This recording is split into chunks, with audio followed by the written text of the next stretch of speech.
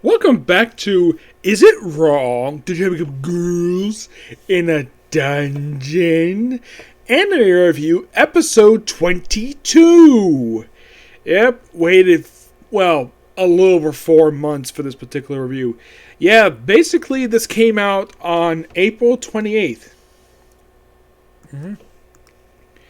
Yeah, this was released. That was I think which was a couple weeks ago. Let's see. Yep. Almost 2 weeks. This one's called God of Bath Forever. That's what this one's called. It's the name of the original one. And here's the thing about, I should mention some of these OVAs. These OVAs have lots of fan service. This one has a similar vibe to the first one. A hot spring. Yes. Now, pretty much all the characters who appeared in the previous series, even Winnie briefly appears. Yes, Winnie. Which I was kind of surprised to see her. Like if you want to put this at some point in the anime, I would probably say it could be just after the events of the third season. It's possible. They don't really say. Basically, the thing starts off with two characters who in the anime, I don't think have ever interacted with each other. Seraph and Enna, which is interesting. Yeah, and what are they doing? Undressing, of course. Yes, they're undressing to be completely naked. Why? Because they're going to hot spring. And we have pretty much almost every single woman who has appeared, with the exception of Astrid. We actually do not see her in the bath. But everybody, heck, we even have Ainz here. And she's here. She has some screen time with Hestia. This is probably by far the first OVA where Hestia does nothing. I mean, seriously, she's the female lead of the series, and yet this one, she does practically nothing. At least Belle gets something to do, which that's not surprising. Hermes, as far as I can tell, he did kind of show up in the last OVA. Didn't really do much of anything. That's why he did. So, everybody's basically in the bath, basically enjoying themselves. And, just before the bath open, we had it where this guy called Don Kanat, I think it's pronounced his name. Yeah, he is the guy. Pretty much, it's Dan Sheet. I think this is his first appearance. I think he's just an original character. Well, he did appear in Volume 4, but I think that in the case of the anime, I think he just mostly appears in just this episode because, well, he didn't really appear in the actual manga, so.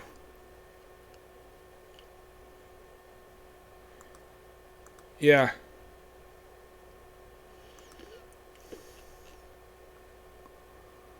Yeah, there's not much to this guy because I do not remember this guy ever actually appearing in the actual main anime.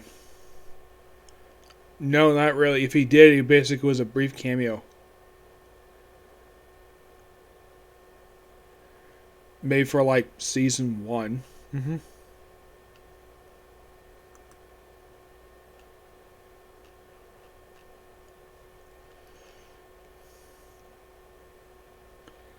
Yeah.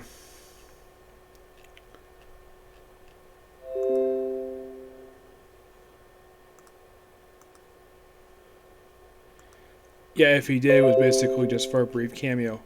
Yeah, as far as I could tell, also for this particular one, not the first time we see a lot of these characters completely naked. Well, at least in a setting like this. Well, we had this for the first OVA back in Season 1. A lot of them did appear in that one.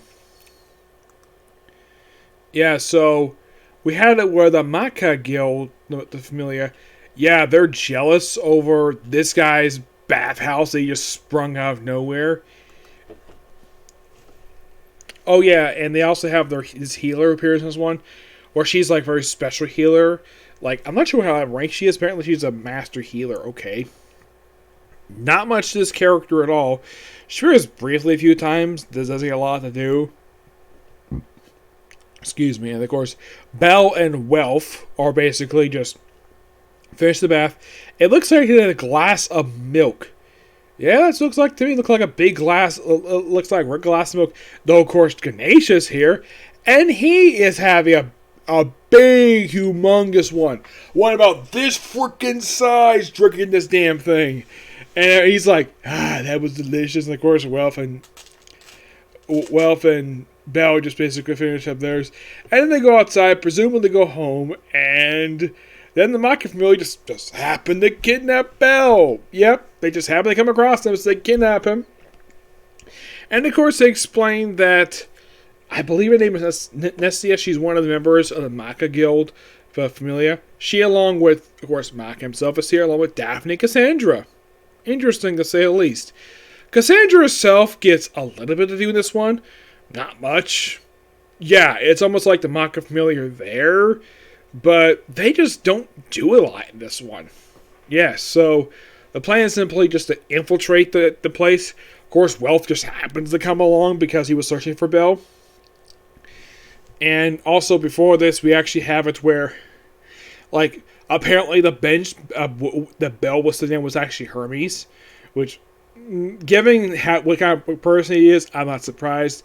I would be surprised he used this thing to basically peep on women because the guy's a pervert. That's how the series portrays Hermes as a pervert.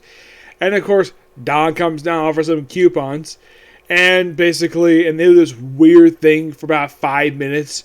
Well, look, got this big discount, 10% off. I'm like, really? Do we really have to do the whole sales pitch of a bathhouse in here? Whatever.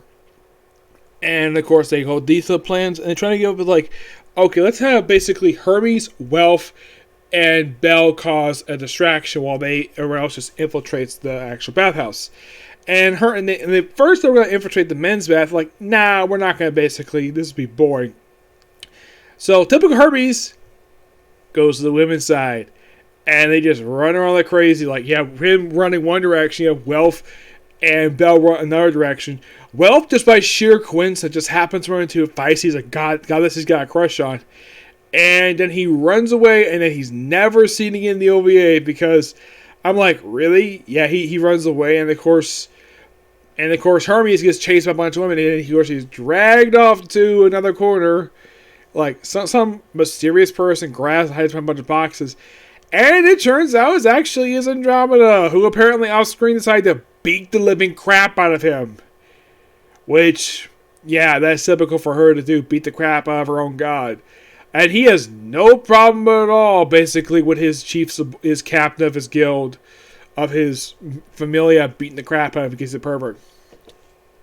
Belle, of course, basically continues running around, and he just happens to run into Seraph, where it's like, oh yeah, this is the women's. It's like, wait, this is the bathhouse? And look like we're outside. And of course, he falls off, and then he basically covers his eyes.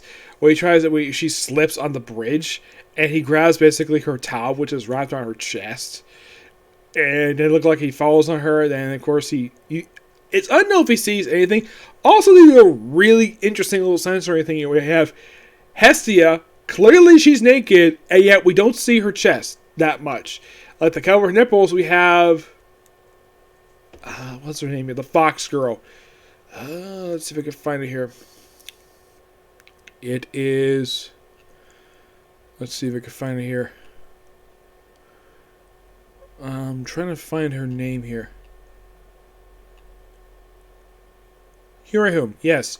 They have her hand covering up in a way, basically, when Hestia stands up, and just by sheer coincidence, they have it where Hephaestus' hand basically covers up her chest just from a faraway point of view, which, interesting censoring. Well, at least they're not basically fogging up the camera, or, in the case of Low Darkness, shining a blinding light on this thing, which is completely, utterly ridiculous for censoring. This censoring is perfectly fine. I have no problem with it at all. I had to bring that up. So, in the case of Belle, he slips, falls down, and in the case of Makael, they basically run through this particular kind of like laser room with melt clothes. Like, man, this guy is a pervert. And here's the thing. Maka himself, his clothes perfectly fine. The girls basically, like, Cassandra and Daphne are both basically, their clothes are gone. I think they're pretty much down to just barely a pair of panties. Yep. And as for this, they finally figure out what is behind this bathhouse, what is the secret, and it's used bath water from the healer. And like, really? That's the reason for it. And then, of course, well, then he chases him down, and he comes with a freaking lightsaber. Yes, a lightsaber. Doesn't activate like a lightsaber. I can clearly tell by looking at it. It's a lightsaber. And he puts up in the air, and he's like, oh crap, I just hit a pipe because he's in confined space. And look up, Bell just happened to come up right on top of him. And then, of course, apparently the place explodes. And everybody just still controlling perfectly fine. Elaine basically finds Bell and it's like, oh, I heard you were running around in the women's bath. So apparently she punished him, possibly slapping him. But probably not beating the crap out of police. Hermes deserves it because he's a pervert. And Andromeda probably... I highly doubt Elaine herself basically would do what Andromeda would do to Hermes. I think all she would do to Bell is give him a slap, and that's simply it. But the thing is, it's not his fault. I mean, technically, the only woman he technically did saw a chest for was Sire. But barely. He made was up. I don't think he saw any kind of nudity at all. Not really, no. He's basically very close about that. I'm sure in the case of Hestet, she probably had no problem with having Belle seeing her naked. In the case of Ainz, a character who does nothing in this OVA. Now, when they had this back in season 1, when Belle saw her naked, she wasn't upset with him. She had apparently no problem with it at all. The fact that apparently Belle just saw her naked. Yeah.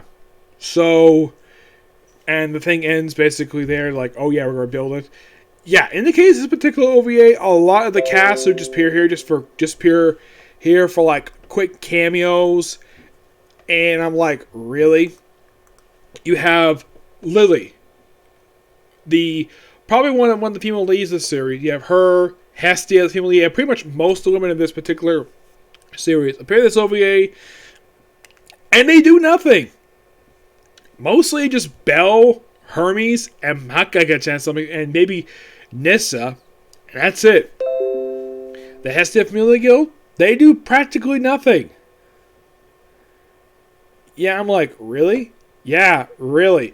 They do nothing the whole episode, which that is just kind of dumb. The fact that they did. This OVA was kind of fun, except the biggest problem I have with this one is that most of the cast do practically nothing aside from the fact we got a chance to see a bunch of beautiful women. It's good for fan service. Aside from that, practically nothing. I think the biggest problem with this one is that Hestia, the female lead of this entire franchise, does nothing. You see her probably a few times, say some cool lines, but that's it. She does practically nothing. It's almost like the girls basically had their time wasted with this OVA. I mean, practically the only character who does anything this whole thing is Belle. Yes, a little bit few others, but mostly just Belle. Of course, he's just dragged so he's mostly treated like a supporting character in his own franchise. And he's the star of the series. I mean, if you think about it, who's really the lead character of this OVA? Answer? No idea. I would say it's probably Nissa. Possibly. Belle, maybe. But there's no technically lead character. I mean, the lead character is treated like a supporting character in his own series, which I don't fault the OVA. I probably fault the writing for this particular thing for that. But aside from the voice acting and the beautiful animation of this one, I mean, the only thing you can say aside from those two things that's really nice this one is the fan service. I like the fan service they give for this one. It's quite nice. The bathhouse thing is nothing unusual for anime. In the case of this one, Hot Spring, second time I've done it. Last time I did was actually with the very first one. And once again, because these OVAs basically have lots of fan service, a lot more in the main series. And it's, even though, yes, it's not canon, it's fine. It's perfectly fine. That's just basically why I get this thing. It's fine, it's okay. It's not terrible per se, except the biggest weakness of this one is that a lot of the characters in this one are given practically nothing to do. Heck, the main character is barely utilized at this point. In fact, oh yeah, he runs around. Does he use his special abilities? No. Waiting, I was surprised the fact she was even in this one. Because here's kind of the thing. Do we see her? Maybe in the background. She may have like one line, but I'm thinking like, why the heck is Waiting even here? Is she back with the Xanatos? Who knows? Maybe it's at some point after the events of like the actual like novels, whatever. Yeah. So I want to get my thoughts on basically the fourth season coming. Yeah, there is a fourth season coming for this particular series. When is it coming? Next year. At what point next year? Don't know. All is basically stated is that it's premiering in 2022. Aside from that, nothing. Yeah, that's the interesting thing, though.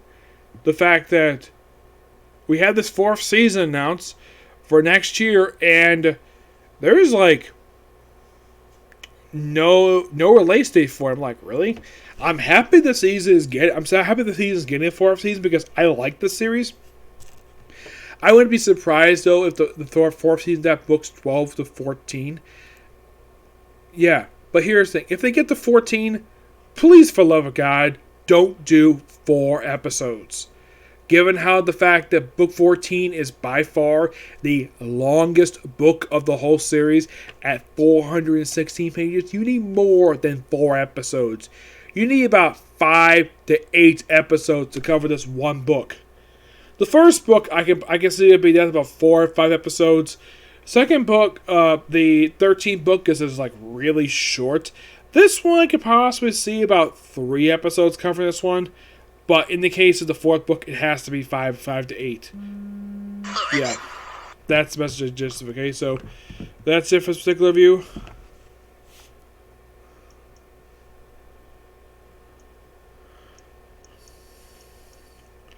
Stay tuned for tomorrow, possibly for an OVA, and that's going to be pretty much it for today. Yep. So, see you next video. Bye.